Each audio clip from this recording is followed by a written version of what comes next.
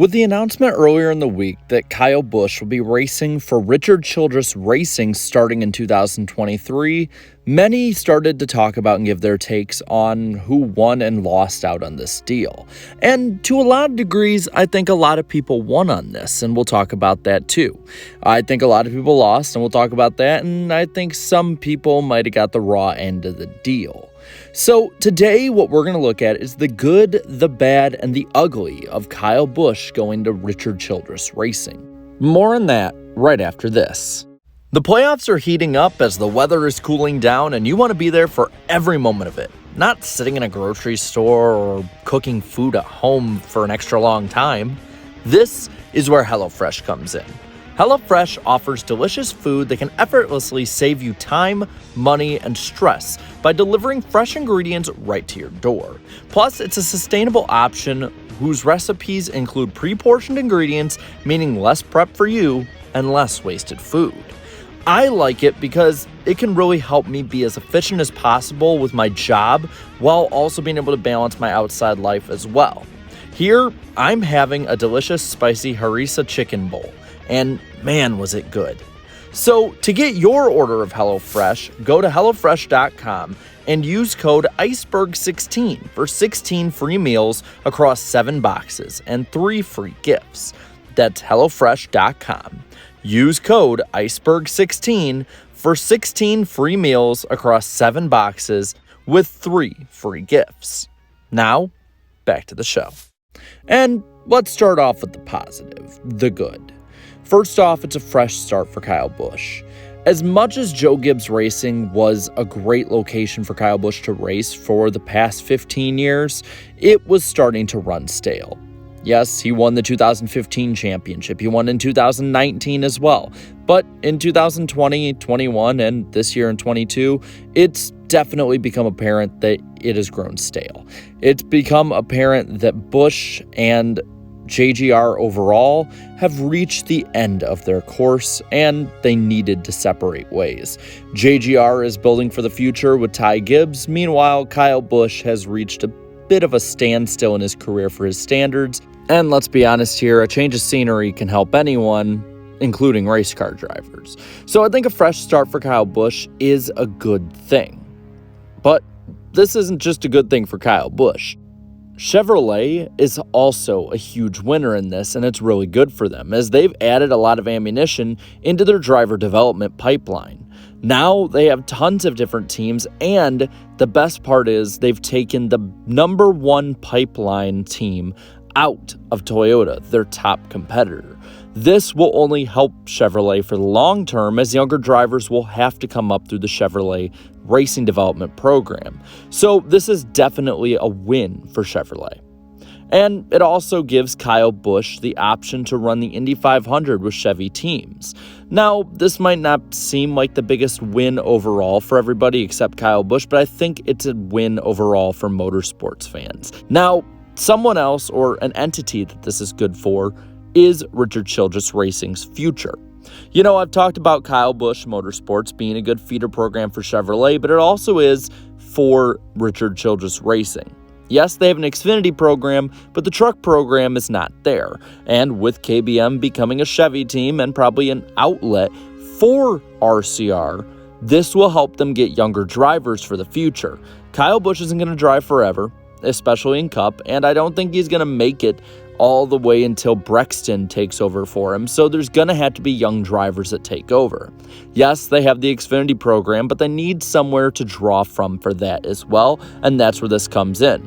Also for RCR's future, Kyle Busch, especially a motivated Kyle Busch, is a dangerous driver, and could mean that in the immediate future, Richard Childress Racing gets a lot more wins. The last time they had a championship caliber driver was with Kevin Harvick back in 2013 on back. And when you look at the last couple years that Harvick was with RCR, he was a championship level driver week in and week out. Look at the years of 2010, 2011, 2013. Those 3 years, Kevin Harvick was either in the championship hunt or a driver who could have been if only a few things went right here or there.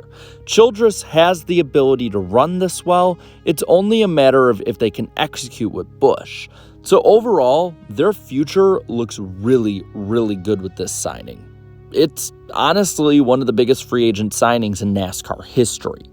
And now, like I said before, Chevy has a major development program and is taken away from Toyota.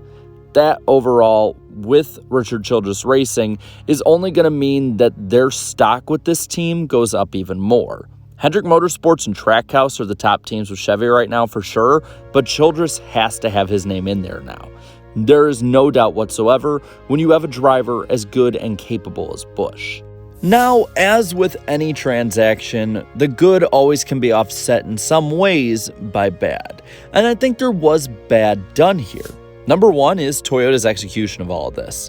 Toyota wanted to keep Kyle Busch, and so did JGR wanted to keep Kyle Busch in their pipeline, in their family. But because of the way that they wouldn't budge too much and seemingly gave up, they lost Kyle Busch for it. And I think this is a huge, huge mistake. Toyota has their best driver with Kyle Busch at the moment, at least for 8 more races. Kyle Busch is the driver who put Toyota on the map in NASCAR. No, it was not Denny Hamlin or Tony Stewart when they raced at JGR in 2008. It was Kyle Busch. Busch has done so much for Toyota overall, and from what it seems like, they just sort of gave up. Yes, I get trying to build up a young driver for the future, but at the expense of a superstar who, if you could turn things around, would be a championship level threat, in my opinion, is dumb and short-sighted. Kyle Busch might be making them feel regret and pain for this very soon at the start of next year. Now, another bad thing is RCR's championship competition in recent years. I mentioned before that Kevin Harvick was the last guy to compete for a championship in RCR equipment, and that took place all the way back at the start of the Gen 6 era in 2013. It has been nearly a decade, and as of next year when he starts racing, will have been a decade since Richard Childress Racing was a championship-level organization. That cannot be lost as much as Busch's talent will elevate the team. Yes, Tyler Reddick has run well this year and might be considered an outside-the-box championship contender, but no ways can you consider him a favorite. And that's something that Richard Childress Racing, much like RFK, has had to deal with through the 2010s and early 2020s. If Kyle Busch is going to succeed, he's going to need to bring a bit of a culture change, because obviously what's been going on at RCR with different drivers through the years really hasn't been working. Yes, you can say Childress competed for a championship with Ryan Newman, but they didn't win a race, and to be completely honest, he wasn't a championship contender all year, so something has to change. Now, another big loss is JGR losing a veteran driver. And while we touched on this before, I want to give another reason for this. JGR, as of 2022, is an older team. There is Kyle Busch, the 37-year-old veteran, but also Martin Truex Jr. and Denny Hamlin, who are both a question mark for the long term. Truex seemingly considering retirement every other year, and Hamlin somebody who is looking more towards the ownership role of NASCAR, and depending on the way the next TV deal goes, may not even come back to the 11 car by 2025. Losing as capable a driver as Kyle Busch, as stable of a driver as Kyle Busch as he's been for that team, is a huge loss when you look and see that half of the team might not be available in 2 to 3 years' time. It probably, again, would have been good for JGR to keep him, just because when Truex and Hamlin inevitably leave the team, well, they have somebody to fall back on for younger drivers like Christopher Bell, as well as Ty Gibbs, and who knows, maybe John Hunter Nemechek jumps up. Instead, JGR right now is left with a young driver to fill in, but a pretty big hole in leadership. Bell is going to have to take over a lot of that in the near future, in my opinion. And now for the one thing that I think is the lone ugly part of this. And that is a continuously devolving relationship between Tyler Reddick and Richard Childress. Tyler Reddick kind of sparked this off. He had been the focal point for Childress in RCR, and then when he and Denny Hamlin announced that he'd be going over to 2311, he did so without really notifying anybody at the team, including Childress himself. This obviously angered Childress, and through the last couple months, we've heard more and more reports and quotes saying that Childress wants nothing to do with Reddick and wants him out as soon as possible. Now, he did say in the announcement with Busch that Reddick would be driving a third chartered team because he's under contract with RCR. Let's be real, if Toyota in 2311 walked up to Childress on pit road with a huge bunch of money to buy out his contract, I think Childress would jump at it. And this is shown and more evident by the fact that Childress didn't tell Reddick about this until about an hour before signing Busch.